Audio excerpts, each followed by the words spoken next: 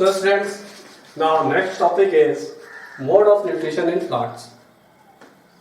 Mode of nutrition in plants में जैसे कि हम लोगों को पता है कि प्लांट्स जो है अपना भोजन खुद बनाता है through the process of photosynthesis. तो प्लांट्स एक ऑटोट्रॉपिक मोड ऑफ न्यूट्रिशन है।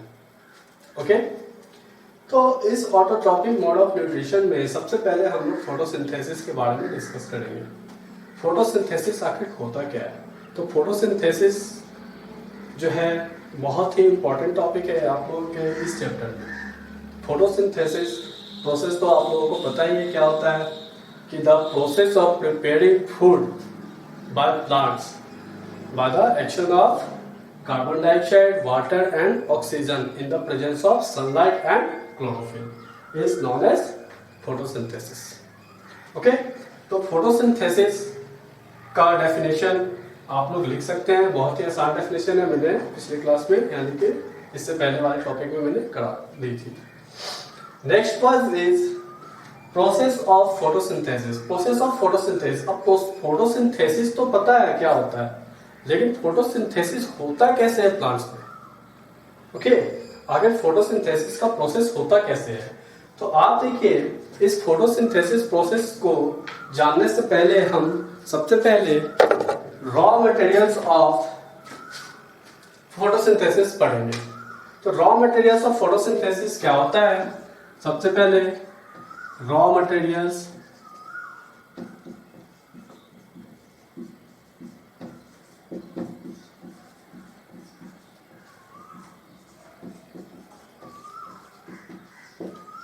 ओके, रॉ मटेरियल्स मतलब कच्चा पदार्थ। ओके, तो प्लांट्स अपना भोजन बनाता है, जैसे इंसान भी अपने घर में भोजन बनाता है तो उसके लिए कुछ रॉ मटेरियल्स उसको रिक्वायर्ड होती है। ओके, तो उसी तरह प्लांट्स को भी रॉ मटेरियल्स की रिक्वायरमेंट होती है फोटोसिंथेसिस का प्रोसेस करने के लिए। तो प्लांट्स का रॉ मटेरियल्स क्या क्या हो जाएगा? तो सबसे पहले आ जाएगा कार्बन डाइऑक्साइड। कल भी मैंने ये डिस्कस करी थी इस टॉपिक पे, रॉ मटेरियल्स मैंने कल भी बताया था। सबसे पहले कार्बन डाइऑक्साइड हो जाएगा, सेकेंड हो जाएगा आपको वाटर, थर्ड हो जाएगा आपको ऑक्सीजन, फोर्थ आ जाएगा आपको मिनरल्स एंड फिफ्थ आ जाएगा आपको सनलाइट और सिक्स्थ आ जाएगा आपको क्लोरोफिल।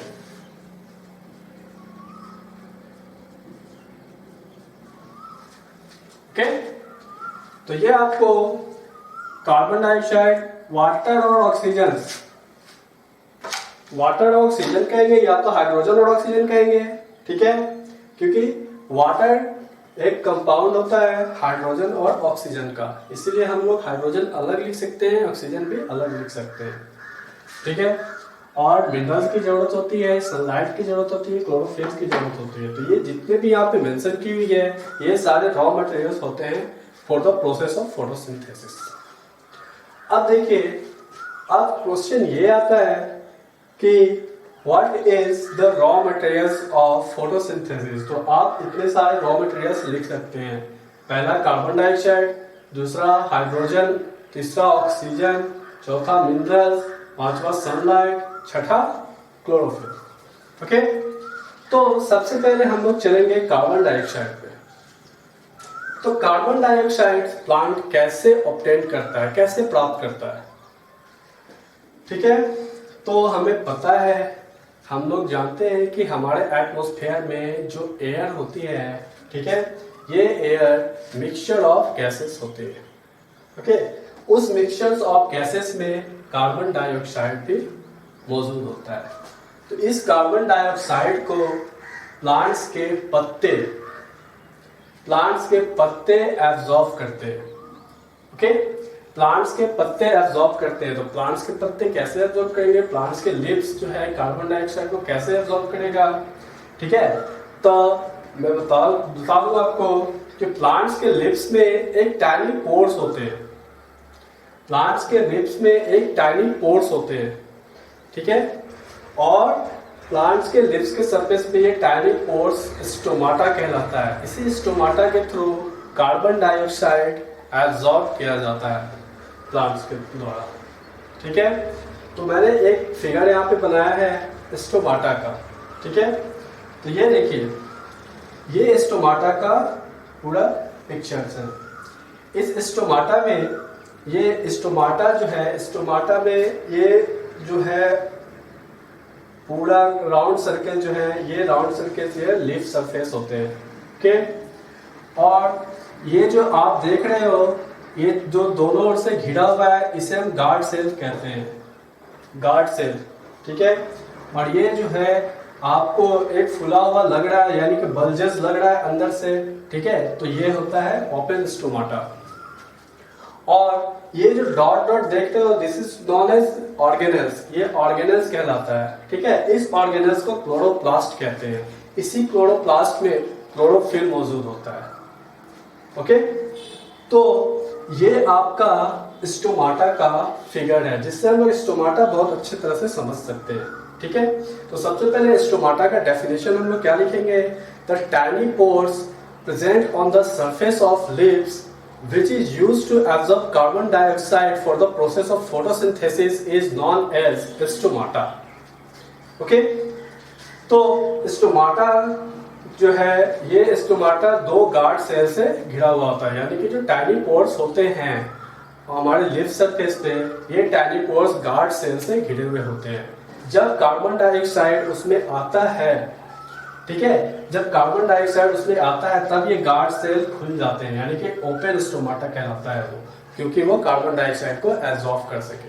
ठीक है, और जो वो पोर्स होते हैं उसमें ऑक्सीजन ऑलरेडी प्रेजेंट होता है। ठीक है, तो जैसे ही कार्बन डाइऑक्साइड प्लांट्स जो है एब्जॉर्ब करता है, तो सेम पोर्स से, उसी स्टोमाटा से ऑक्सीजन को भी प्लांट्स रिलीज करता है। ऑक्सीजन रिलीज करता है और कार्बन डाइऑक्साइड को एब्जॉर्ब कर लेता है सेम पोर्स से, यानी कि लिप्स पे जो सेम पोर्स होते हैं, जो सेम स्टोमाटा होते हैं लिप्स के सरफेस पे, उसी से दोनों काम होते हैं, कार्बन डाइऑक्साइड एब्जॉर्ब भी होता है और ऑक्सीजन रिलीज भी होता है। ठीक है, तो ये हमारा रहा स्टोमाटा। ठीक है, तो आपको अगर क्वेश्चन आएगा हाउ प्लांट्स ऑब्टेन CO2, ठीक है, तो इसका आंसर हम क्या लिखेंगे? As we know air is the mixture of gases, CO2 present in air. Okay, and the leaves of plants having tiny pores on their surface absorb that CO2 from the air, okay, for the process of photosynthesis, and the tiny pores of leaves is known as stomata. Okay, I hope कि ये topic clear हो गया होगा आप लोगों को। ठीक है, अगर कोई क्लियर नहीं हुआ है तो आप मुझे मैसेज कर सकते हो। ठीक है, नेक्स्ट है आपका how plants obtain water and minerals. ठीक है, तो कार्बन डाइऑक्साइड के बारे में हमने पढ़ा। Carbon dioxide is the raw materials for the process of photosynthesis. तो एक रॉ मटेरियल कैसे मिल रहा है ये हम लोग जान गए। अब दूसरे रॉ मटेरियल्स के बारे में चलते हैं। ठीक है, that is water and minerals. ठीक है, तो प्लांट्स को फोटोसिंथेसिस करने के लिए वाटर की भी जरूरत होती है। Water is a compound of hydrogen and oxygen. ठीक है, वाटर कंपाउंड होता है हाइड्रोजन और ऑक्सीजन का। तो आप देखिए, प्लांट्स जनरली वाटर एब्जॉर्ब करता है। ठीक है, प्लांट्स के जो रूट होते हैं, ठीक है, वो सॉइल के थ्रू वाटर को एब्जॉर्ब करते हैं। ठीक है, ये देखिए मैंने एक फिगर बनाया है यहाँ पे, जिसमें कि एक प्लांट है, दिस इज द रूट और this is the soil, this portion is soil. ठीक है, this is the root of the plant, okay, this is the leaves, okay, and this is the arrow shows that the vessel transporting water on leaves.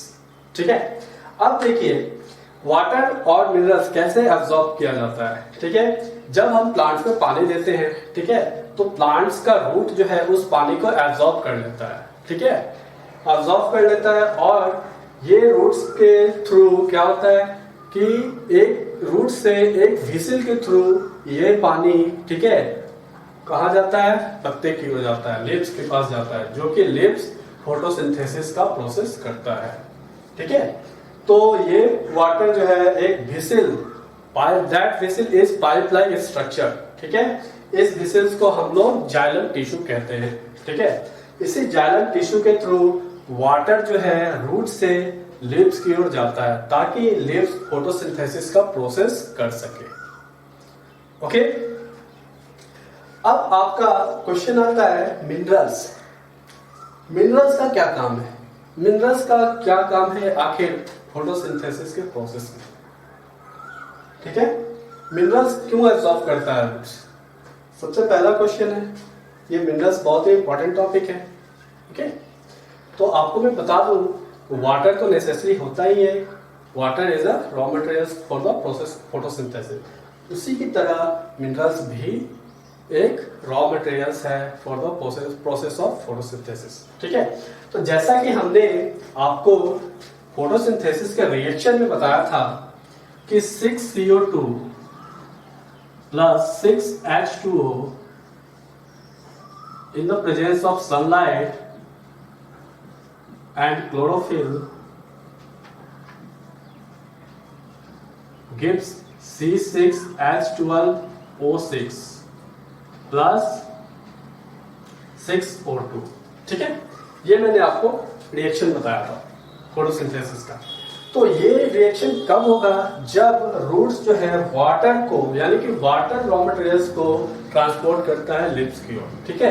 लेकिन अगर आपको पूछा जाए कि क्या plant सिर्फ C6H12O6 ही बनाता है, ठीक है, क्या प्लांट सिर्फ कार्बोहाइड्रेट्स ही बनाता है? तो नहीं, प्लांट सिर्फ कार्बोहाइड्रेट्स नहीं बनाता, प्लांट्स जो है फैट्स भी बनाता है और प्लांट्स जो है प्रोटीन भी बनाता है, ठीक है। तो फैट्स और प्रोटीन बनाने के लिए प्लांट्स को जरूरत होती है नाइट्रोजन की, नाइट्रोजन एज ए मिनरल्स, ठीक है, नाइट्रोजन एज ए मिनरल्स। अब आपको लगेगा कि नाइट्रोजन तो एयर में प्रेजेंट होता है, 78% नाइट्रोजन हमारे एयर में होता है, ठीक है। तो फिर प्लांट्स जो है रूट से नाइट्रोजन क्यों लेता, ठीक है। तो प्लांट्स जो है गैसियस फॉर्म, जो नाइट्रोजन गैसियस फॉर्म में होते हैं, प्लांट्स उसको एब्जॉर्ब नहीं करता, ठीक है। प्लांट्स जो है नाइट्रोजन को सॉल्युबल फॉर्म में एब्जॉर्ब करता है, ठीक है। तो सॉल्युबल फॉर्म कैसे होता है? तो आप जैसे सॉल्युबल फॉर्म कुछ बैक्टीरिया के थ्रू होता है जो कि सॉइल में प्रेजेंट होते हैं, ठीक है।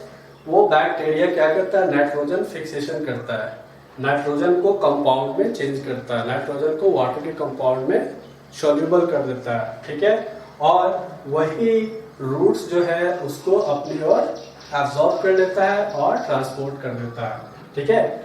और जो नाइट्रोजन को plant as a minerals absorb करता है, उस नाइट्रोजन को हम लोग नाइट्रेट्स कहते हैं, उस नाइट्रोजन को हम लोग नाइट्रेट्स कहते हैं,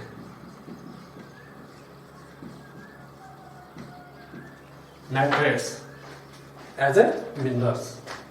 तो ये नाइट्रेट्स को एब्जॉर्ब करता है और लिप्स के पास भेजता है ताकि लिप्स जो है फैट्स और प्रोटीन भी बना सके, ओके।